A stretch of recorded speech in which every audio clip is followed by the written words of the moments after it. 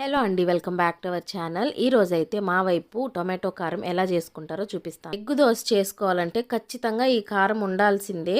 మేము ఎలా చేస్తామో చూపిస్తాను, చూసేయండి. దీనికోసం ఫస్ట్ అయితే ఎన్ని టొమాటోలు తీసుకుంటామో అన్ని ఎండుమిరపకాయలు తీసుకోండి.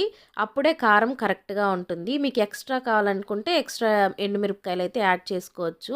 ఓకే, 4-5 తెల్లగడ్డ పాయలు అయితే వేసుకొని సరిపోయినంత ఉప్పు వేసుకొని మిక్సీ పట్టేసి పక్కన పెట్టుకోవాలి.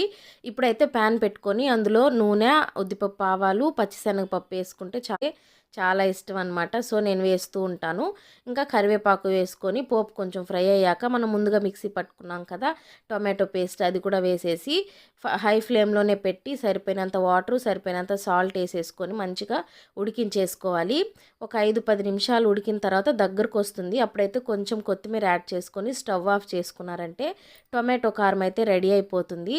తప్పకుండా ఒక్కసారి ఈ కారంని ట్రై చేయండి. ఎలా ఉందో కూడా కామెంట్ చేయండి. మా ఆంధ్రాలో అయితే ఎగ్ దోశల్లోకి ఎక్కువగా వాడుతూ ఉంటారు. ఈ వీడియో మీకు నచ్చినట్లయితే please do like, share, comment and subscribe to my channel. తప్పకుండా రెసిపీని అయితే టేస్ట్ చేసి ఎలా వచ్చిందో కామెంట్ చేయడం అయితే మర్చిపోవద్దు. Thank you for watching.